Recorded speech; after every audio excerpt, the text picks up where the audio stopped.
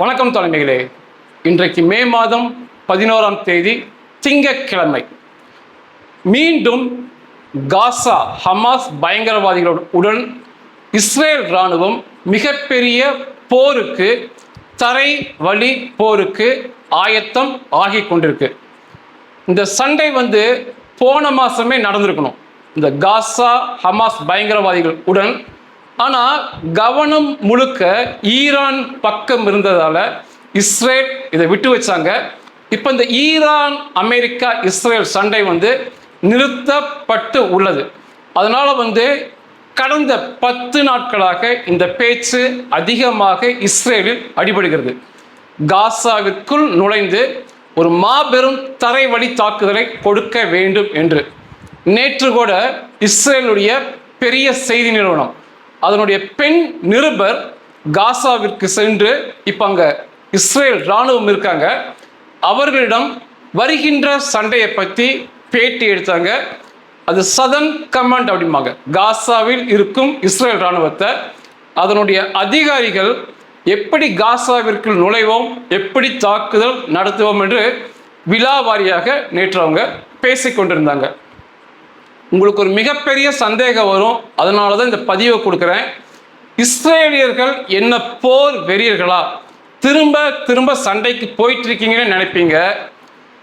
ஒரு சண்டை போர் நடக்கிறது அல்லது ஒரு பயங்கரவாத செயல் நடைபெறுகிறது அப்படின்னா அதற்கு முழு காரணம், முதற் காரணமாக இஸ்லாமிய அரபிய பயங்கரவாதிகள் தான் இருப்பாங்க. அவர்களால் தான் சண்டையும் பயங்கரவாதமும் தோற்றுவிக்கப்படும். ஆனால் வெளியே அது தெரியாது. இஸ்ரேல் மக்களைப் போல அன்பானவர்களை, ஆக்கப்பூர்வ சிந்தனை உள்ளவர்களை நீங்கள் உலகத்தில் எங்கேயுமே பார்க்க முடியாது.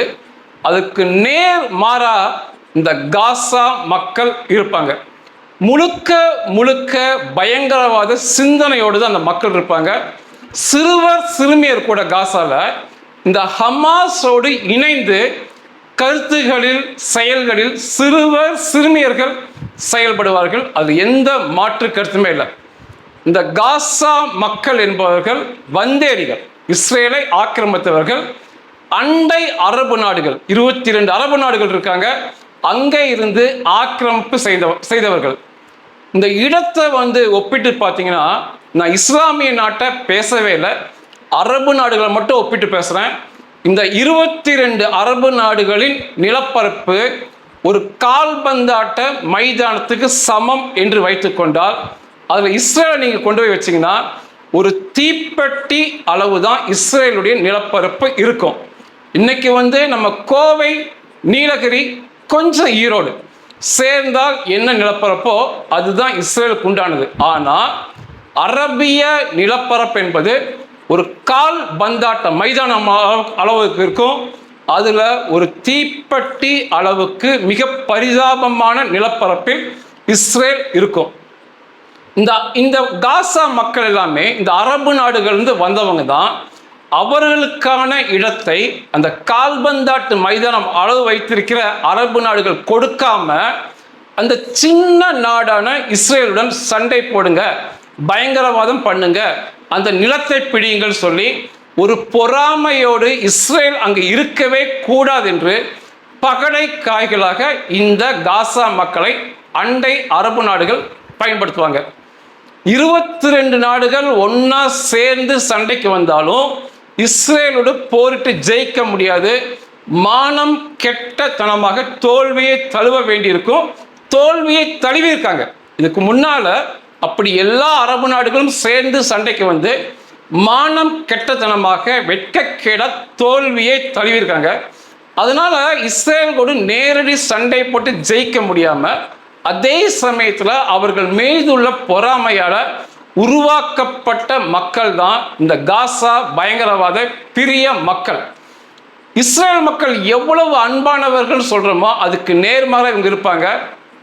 அதிலும் இந்த குறிப்பாக ஹமாஸ் பயங்கரவாதிகள், இஸ்லாமிக் ஜிஹாத் பயங்கரவாதிகள், பிற 100 பயங்கரவாத இயக்கங்கள், இவங்கெல்லாம் எப்படின்னா ஒரு பன்றி, ஒரு நரி, ஒரு பாம்பு, ஒரு முதலை இதையெல்லாம் சேர்த்து கலக்கி ஒரு உருவம் கொடுத்தா ஒரு வினோத ஜந்து வரும் இல்லையா, அந்த ஜந்துகள் தான் இந்த ஹமாஸ் மற்ற அரபிய இஸ்லாமிக் ஜிகாத் பயங்கரவாத ஜந்துக்கள். அவங்களுக்கு எந்த வித ஆக்கப்பூர்வமான அன்பான சிந்தனை என்பது இருக்கவே இருக்காது. உழைக்காமல் பணம் இந்த அண்டை அரபு நாடுகள் வந்து கொட்டி கொடுக்கப்படும். இவனுக்கு உழைக்காமல் சிந்தனை முழுக்க முழுக்க இஸ்ரேல் மக்களை எப்படி பயங்கரவாதம் செய்து அழிப்பது என்றுதான் இருப்பாங்க. ஒரு இஸ்ரேலிய பொதுமக்களை இந்த இந்த வினோத ஜந்துகள் கொண்டுட்டாங்க அப்படின்னா கோடிக்கணக்கான பணத்தை அண்டை அரபு நாடுகள் கொட்டி கொடுப்பாங்க. இதுதான் இவர்களுடைய வழக்கம். ஏற்கனவே போர் நடந்தது. அந்த போருக்கு முன்னால இந்த காசா மக்கள் தொகை என்பது 22 லட்சம் பேர் பயங்கரவாத பிரிய மக்கள். இந்த போர்ல வந்து ஹமாஸ் பயங்கரவாதிகள் மற்றும் இந்த பயங்கரவாத பிரிய மக்கள் 1 லட்சம் பேர் கொல்லப்பட்டாங்க, 100% உறுதியா. அதை தாண்டி 1 லட்சம் பேர் புதைந்து போயிருப்பாங்கன்னு சொல்லப்படும். மொத்தம் 2 லட்சம் குறைவு. ஆனா அதே சமயத்துல குழந்தைகள் உற்பத்தி, என்னதான் சண்டை நடந்தாலும் அந்த குழந்தைகள் உற்பத்தி வந்து அந்த 2 லட்சத்தை தாண்டி உற்பத்தி ஆயிருக்கு. அப்போ மக்கள் தொகை என்பது குறையல, மாறாக இந்த சண்டையிலையும் காசா மக்கள் தொகை அதிகமாயிருக்கு. அதே சமயத்துல இந்த காசாவுடைய நிலப்பரப்புன்னு பார்த்தீங்கன்னா 365 சதுர கிலோமீட்டர் வரும். காசாவோட நீளம் வந்து 41 கிலோமீட்டர் மொத்த நீளம் காசா. அகலம் அங்கங்க மாறுபடும். சண்டை போர் முடிந்த பின்பு அந்த காசா நிலப்பரப்புல பாதிக்கு மேல இஸ்ரேல் ராணுவ கைவசம் இருக்கு. இன்னைக்கு என்ன சொல்றாங்கன்னா, பழைய காசால 58% நிலப்பரப்பு இஸ்ரேல் ராணுவ கைவசம் இருக்கு. அங்க இஸ்ரேல் ராணுவத்தினர் தான் இருக்காங்க. அங்க இந்த பயங்கரவாத பிரிய மக்கள் வரக்கூடாது. அங்க யார் இருக்காங்கன்னா, இந்த ஹமாஸை எதிர்த்து சண்டை போடும் அந்த காசால சில போராளி குழுக்கள் இருந்தாங்க. அவர்கள் குடும்பம் அங்க இருக்காங்க. இது வந்து கிழக்கு காசா இஸ்ரேல் பகுதியில் இருக்கு, மேற்கு காசா ஹமாஸ் கைவசம் இருக்கு. அங்கதான் இந்த 22 லட்சம் பயங்கரவாத பிரிய மக்கள் இன்னைக்கு வாழ்றாங்க. அங்கே இருந்த கட்டிடங்கள், காசால இதுக்கு முன்னால் இருந்த கட்டிடங்கள் 90% கட்டிடங்கள் என்று ஒன்று இல்லாம போச்சு. இப்போ குடிசைகளில் மற்றும் தற்காலிக வீடுகள்ல அந்த மக்கள் வாழ்றாங்க. அந்த மேற்கு காசால இருந்து இந்த பயங்கரவாத பிரிய மக்கள் திட்டமிட்டு இந்த கிழக்கு காசா இஸ்ரேல் ராணுவ கைவசம் உள்ள காசாவுக்கு வந்தா எந்த வித விசாரணையின்றி சுட்டுக் கொள்றாங்க. இந்த சண்டை நிறுத்தம் 10ஆம் தேதி அக்டோபர் மாதம் 2025 வந்துச்சு. அதுக்கப்புறம் 850 ஹமாஸ் பயங்கரவாதிகள் காசா பயங்கரவாத மக்கள் அந்த எல்லை கோட்டு அருகே வரும்போது சுட்டுக் கொல்லப்பட்டிருக்காங்க. இது ஒரு மஞ்சள் எல்லை கோடு பிரிக்கும். மஞ்சள்னா கோடெல்லாம் போட முடியாது, அங்கங்க மஞ்சள் நிற பொருள் வச்சிருப்பாங்க இஸ்ரேல் ராணுவம். அதை பார்த்து அவர்கள் கண்டுபிடிச்சுக்கணும், அந்த பக்கம் இஸ்ரேல் ராணுவ பக்கம் வரக்கூடாது. இன்னைக்கு காசால பழைய காசால 58% இஸ்ரேல் ராணுவ கைவசம் இருக்கு. போன மாசமே இந்த காசாவிற்குள் நுழைந்து மிகப்பெரிய போரை இஸ்ரேல் ராணுவம் செய்திருக்க வேண்டும். ஆனால் ஈரான் சண்டை போனதுதான் காரணம். கவனம் முழுக்க இஸ்ரேல் ராணுவ கவனம் ஈரானை நோக்கி இருந்தனால இவனுக்கு தப்சானுங்க. இப்போ அந்த சண்டை திரும்ப நடைபெறல ஈரான்ல. இனி வருகின்ற காலங்களில் லெபனானில் உள்ள இசபுல்லா பயங்கரவாதிகள் மீதும் காசாவில் உள்ள ஹமாஸ் இஸ்லாமிக் ஜிகாத் பயங்கரவாதிகள் மீதும் அந்த பயங்கரவாத பிரிய மக்கள் அவர்கள் மீதும் இந்த 2 நாடுகளிலும் இஸ்ரேல் இராணுவத்தின் தரை வழி இராணுவம் உள்ளே நுழைந்து மாபெரும் தாக்குதலை மேற்கொள்வார்கள். ஏன் இந்த சண்டை? ஒரு மிகப்பெரிய கேள்வி உங்க மனசுல வரும். இப்ப சண்டை நிறுத்தம் இருக்கு, ஏன் திரும்ப போரை நோக்கி இஸ்ரேல் செல்கிறார்கள் அப்படின்னா அதுக்கு ஒரு நியாயமான கேள்விதான். இந்த சண்டை நிறுத்தத்தை கொண்டு வந்தது அமெரிக்க அதிபர் டொனால்ட் ட்ரம்ப். அவர் சொன்னனால தான் இந்த சண்டை நிறுத்தம் வந்துச்சு. சண்டையை நிறுத்த வேண்டும் என்று கட்டளை கொடுத்தார். இஸ்ரேல் ராணுவம் உடனடியாக சண்டையை நிறுத்திட்டாங்க. மிகப்பெரிய அளவு போர்லாம் இப்போ இல்லை, சின்ன சின்ன தாக்குதல் நடக்குது, பெரிய அளவு போர் செய்வது இல்லை. ஹமாஸ் பயங்கரவாதிகள் இஸ்ரேல் ராணுவத்தை நோக்கி வந்தா தாக்குதல் நடத்துறாங்க. பிணைய கைதிகளை இருதரப்பும் விடுதலை செய்ய வேண்டும் என்று ட்ரம்ப் சொன்னார். கிட்டத்தட்ட ஒரு 30 இஸ்ரேலிய பிணை கைதிகளை ஹமாஸ் ஒப்படைத்து முடிச்சுக்கிட்டாங்க. அதற்கு பதிலாக 2500 காசா பிணை கைதிகளை இஸ்ரேல் ராணுவம் விடுதலை செய்தாங்க.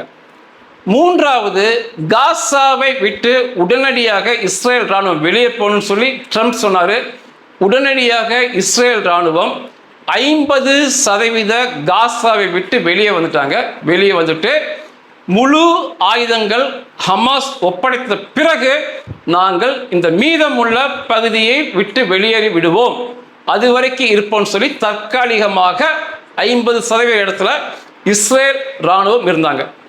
நான்காவது, ட்ரம்ப் என்ன சொன்னார்னா, அந்த காசா பயங்கரவாத மக்களுக்கு சாப்பிடுவதற்கு ஆயிரக்கணக்கான லாரிகளில் உணவுப் பொருட்கள், மருந்து பொருட்கள், தற்காலிக குடிசைகள் உள்ளே போன உத்தரவிட்டார். அதற்கும் கீழ்ப்படிந்து எகிப்து வாசல் வழியாக இந்த அண்டை அரபு நாடுகள், பயங்கரவாதத்தை தூண்டிவிடும் நாடுகள், ஆயிரக்கணக்கான லாரிகளில் தொடர்ச்சியாக உணவுப் பொருள், மருந்து பொருள், பிற நிவாரண பொருளை கொட்டி கொடுக்குறாங்க. இஸ்ரேல் அதுக்கு அனுமதிச்சுதான் இருக்கு. அத்தனையும் வாங்கி பன்றிகளைப் போல கொளுத்து தின்றுவிட்டு பயங்கரவாதத்தை நோக்கி நகர்கிறார்கள் காசா மக்கள்.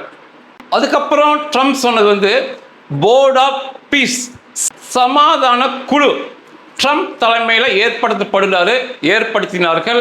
அதுக்கப்புறம் காசா ஸ்டெபிலைசேஷன் ஃபோர்ஸ் அப்படின்னாங்க. காசாவை கண்காணிக்க, இந்த போர் நிறுத்தத்தை கண்காணிக்க பல்வேறு நாடுகள் தரப்பில் ஒரு குழு உருவாகுனாங்க. அதையும் செய்திருக்கிறாங்க.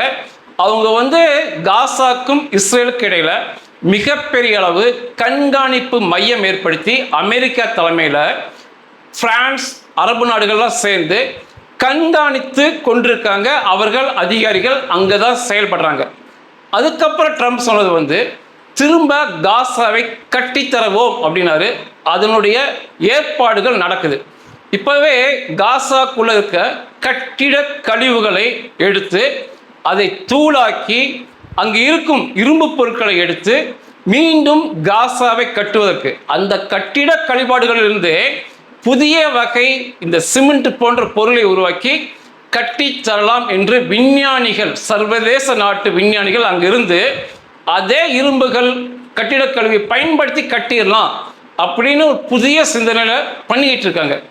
இது எல்லாமே ட்ரம்ப் சொன்னது அப்படியே நடந்துட்டு இருக்கு. இஸ்ரேல் கீழ்ப்படிந்து நடந்திருக்காங்க. அதற்கடுத்து தான் ரொம்ப முக்கியமானது, நீங்கள் தெரிந்து கொள்ள வேண்டியது, பிரச்சனைக்கு முழு காரணமானது, ஹமாஸ் என்ற பயங்கரவாத குழு தங்கள் ஆயுதங்களை ஒப்படைத்து விட வேண்டும் என்று ட்ரம்ப்பும் சர்வதேச நாடுகளும் சொன்னாங்க. இன்னைக்கு வரைக்கும் ஒரே ஒரு துப்பாக்கி குண்டை கூட ஹமாஸ் ஒப்படைக்கல. மாறாக இன்னும் அநேக ஆயுதங்களை கடத்தல் மூலமாக பெற்றுக்கொண்டே இருக்காங்க. ஒரே ஒரு கை துப்பாக்கி, ஒரு குண்டை கூட அவங்க ஒப்படைக்கல. இங்கே தான் பிரச்சனை ஆரம்பிக்குது. இப்போ அவனுக்கு என்ன சொல்றாங்கன்னா, இந்த பன்றிகள், ஹமாஸ் ஜந்துகள் நாங்கள் ஆயுதங்களை ஒப்படைக்க மாட்டோம் என்ற நிலைப்பாட்டில் இருக்காங்க. இந்த போருக்கு முன்னால இஸ்ரேல் ராணுவம் இஸ்ரேல் மக்களுக்கு ஒரு உறுதிமொழி கொடுத்தாங்க. பிணை கைதிகள் ஒருவரும் காசால் இருக்க மாட்டாங்க, மீட்டு விடுவோம் சொன்னாங்க. சடலங்களாக உயிரோடு மீட்டுட்டாங்க. அதில் எந்த மாற்று கருத்தும் இல்லை.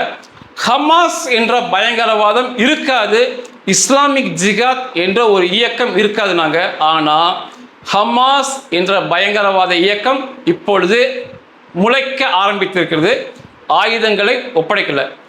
கடந்த ஏப்ரல் 11 இந்த ஹமாஸ் பயங்கரவாத இயக்கம் முற்றாக ஆயுதங்களை ஒப்படைத்திருக்க வேண்டும். ஏப்ரல் 11 அதனால சொன்னேன், ஒரு மாசமா அடிக்காம இருக்காங்க சொல்லி. ஆனால் இப்பொழுது வரைக்கும் ஆயுதம் ஒப்படைக்கப்படவில்லை. ஹமாஸ் என்று ஒன்று இருக்காதுன்னு சொல்லி இஸ்ரேல் ராணுவம் சொன்னாங்க. சென்ற வாரம் ஹமாஸ் தலைவனுக்கான தேர்தல் நடந்தது. இந்த தேர்தலில் போட்டி போட்டது காலித் மார்ஷல் மற்றும் கலீல் அல் ஹயா. இவனுக்கு இந்த 2 கொளுத்த பன்றிகளும் இருப்பது கத்தாரில், காசாவில் கத்தாரில் குடும்பத்தோடு இந்த பயங்கரவாத பன்றி தலைவர்கள் இருக்கானுங்க. இவர்களுக்கான வாக்களித்தது காசா பயங்கரவாத மக்கள். இஸ்ரேல் சொன்னது ஹமாஸ் இருக்கக்கூடாதுன்னு சொல்லி, ஆனால் ஆயுதங்களை ஒப்படைக்கவில்லை, புதிதாக ஆயுதங்களை சேர்த்து வருகிறார்கள். அந்த தலைவர்களுக்கான தேர்தலை துணிச்சலாக நடத்தி காட்டியிருக்காங்க. இதை பற்றி அமெரிக்காக்கோ பிரான்ஸுக்கோ இங்கிலாந்துக்கோ ஐரோப்பிய நாடுகளுக்கோ அரபு நாடுகளுக்கோ கவலை இல்லை. ஏன்னா ஹமாஸால அவர்களுக்கு, காசா பயங்கரவாத மக்களால் அவர்களுக்கு பிரச்சனை இல்லை. பிரச்சனை முழுக்க முழுக்க இஸ்ரேல் அன்பான மக்களுக்கு தான் இவர்களால் பிரச்சனை. இந்த பயங்கரவாதம், இந்த தாக்குதல் எப்படி ஆரம்பிச்சதுன்னா, இதே போலதான் ஹமாஸ் என்ற பயங்கரவாத இயக்கம் உருவாச்சு. பயங்கரவாத காரியங்களை பண்ண ஆரம்பித்தார்கள். தேர்தலில் ஜெயித்தார்கள். காசால சிறிய ராக்கெட் செய்தார்கள். அதுக்கப்புறம் மிகப்பெரிய ராக்கெட்டுகளை செய்தார்கள். ஹமாஸை தாண்டி அல் ஹசம் பிரிகேட் மற்றும் நுக்பா கமாண்டோஸ் சொல்லி எலைட் ஃபோர்ஸ் அப்படிம்பாங்க, கமாண்டோக்களை போன்று அந்த ஹமாஸ் பயங்கரவாத இயக்கத்தை மாற்றினாங்க. அதுக்கப்புறம் சுரங்கங்களை தோண்டினார்கள். வருஷக்கணக்கான தேவையான உணவுப் பொருளை கொண்டு போய் உள்ள வச்சாங்க. அதுக்கப்புறம் இஸ்ரேல் மீது உலகம் மறக்க முடியாத அக்டோபர் 7 தாக்குதலை நடத்தி காமித்தார்கள். அதே தான் இப்போ திரும்ப ஆரம்பிக்குது. ஹமாஸ் திரும்ப உருவாகிறது. தேர்தலை நடத்திவிட்டார்கள். ஆயுதங்களை கொடுக்கவில்லை, புதிதான ஆயுதங்களை சேர்க்கிறாங்க. அந்த பயங்கரவாதிக்கு திரும்ப ஆயுத பயிற்சி எலைட் ஃபோர்ஸாக இப்போ கொடுக்குறாங்க. இதை அப்படியே விட்டாங்கன்னா இஸ்ரேல் மீது மீண்டும் ஒரு பயங்கரமான அக்டோபர் 7 விட பயங்கரமான தாக்குதல் நடத்தப்படும். அதனால இஸ்ரேல் அரசுக்கு, இஸ்ரேல் இராணுவத்திற்கு, இஸ்ரேல் மக்களுக்கு அந்த கடமை இருக்கு, அந்த ஹமாஸை இல்லாமல் பண்ண வேண்டும் என்று சொல்லி. இப்போ உங்களுக்கு புரிஞ்சிருக்குன்னு நினைக்கிறேன். இந்த சண்டைக்கு காரணம், இந்த சண்டையல்ல, எந்த சண்டையாக இருந்தாலும் அதற்கு மூல காரணமாக, முதற் காரணமாக இஸ்லாமிய அரபிய மக்களும் அந்த பயங்கரவாத இயக்கங்களும் அந்த அடிப்படை சிந்தனையும் தான் அமையும். மாற்று கருத்தே இல்லை. இப்போ அவங்க சொன்னது போல, உலக நாடுகள் சொன்னது போல ஆயுதங்களை ஒப்படைத்து அதை விட்டு அவர்கள் விலகி இருந்தால் எந்த பிரச்சனையும் நடக்க போறதில்லை. இப்போ ஏற்கனவே காசால மிகப்பெரிய பேரழிவு ஏற்பட்டுச்சு. இப்போ அந்த காசால ஒரு 45% தான் அந்த ஹமாஸ் வசம் இருக்குது. அதுக்குள்ளதான் அந்த 22 லட்சம் மக்கள் வாழ்றாங்க. திரும்ப இஸ்ரேல் ராணுவம் உள்ளே நுழையிறதுங்கிறது ஏதோ ஆயிரக்கணக்கான வீரர்கள் உள்ளே போறதில்லை. எண்ணற்ற டாங்குகள், எண்ணற்ற கவச வாகனங்கள், எண்ணற்ற புல்டோசர்கள்ல இந்த இஸ்ரேல் ராணுவம் மிகப்பெரிய ஆரவாரத்தோடு நுழைந்து இந்த ஹமாஸை அழிப்பார்கள். இந்த ஹமாஸ் என்பது மீண்டும், நான் ஏற்கனவே சொன்னேன், இந்த ஹமாஸ் பயங்கரவாதிகள் பன்றி, நரி, பாம்பு முதலிய சேர்ந்து செய்த ஒரு வினோத ஜந்து கலவை. திரும்ப அவன் அந்த குறுகிய இடத்துல மக்களுக்கு பின்னால போய் ஒளிஞ்சுக்குவான். அப்போ அந்த மக்கள் திரும்ப மிகப்பெரிய படுகொலைக்கு ஆளாவதில் எந்தவித ஐயப்பாடும் இல்லை. அந்த மக்களும் அதற்கு பாத்திரமான மக்கள் தான். இத்தனை நாள் நீங்க பாக்குறீங்க, ஹமாஸ் ஆயுதம் ஒப்படைக்கல, இவ்வளோ பெரிய பேரழிவு, கட்டிட அழிவை அந்த பயங்கரவாத மக்கள் பார்க்குறாங்க கண்ணு முன்னால. ஆனால் ஒரே ஒருத்தன் கூட பதிவு பண்ண மாட்டான் ஹமாஸ் எங்களுக்கு வேண்டாம் என்று. முழுக்க முழுக்க ஹமாஸ் ஆதரவு சிந்தனையில் தான் இருப்பானுங்க. அவனுங்க அந்த மக்கள் ஹமாஸை தாண்டி பயங்கரவாதிகள். ஒருத்தன் கூட பதிவு பண்ண மாட்டான் ஹமாஸ் எங்களுக்கு வேண்டாம், அவங்க ஆயுதங்களை ஒப்படைக்க வேண்டும், புதிதான ஆட்சி பொறுப்பு வர வேண்டும், சர்வதேச நாடுகள் இதை கண்காணிக்க வேண்டும், பதிவே பண்ண மாட்டானுங்க. எப்படா இந்த இஸ்ரேல் அப்பாவி மக்களை வன்முறை ஆட்டம் ஆடி அவங்களை கொல்லலாங்கிறது தான் இந்த மக்களுடைய பயங்கரவாத பிரிய மக்களோட சிந்தனையாக இருக்கும். இந்த அக்டோபர் 7 தாக்குதல் அவ்வளோ பெரிய இனப்படுகொலை இஸ்ரேல் மீது நடந்த போது ஹமாஸ் அந்த காசால அந்த பயங்கரவாத மக்கள் கூரைகளில் மீது ஏறி ஆண்கள், பெண்கள், குழந்தைகள், சிறுவர்கள், சிறுமியர்கள் ஆட்டம் போட்டு மகிழ்ந்தாங்க. இன்னைக்கு ஒரு கட்டிடம் இல்லை, ஒரு கூரை இல்லை, ஒரு மேற்கூரை இல்லை. ஆனாலும் அவனுக்கு கொஞ்சம் கூட திருந்தலை. வரப்போகின்ற போர் மற்றும் மிகப்பெரிய படுகொலைக்கு அந்த மக்கள் தான் முழு காரணமானவர்கள். நன்றிகள்.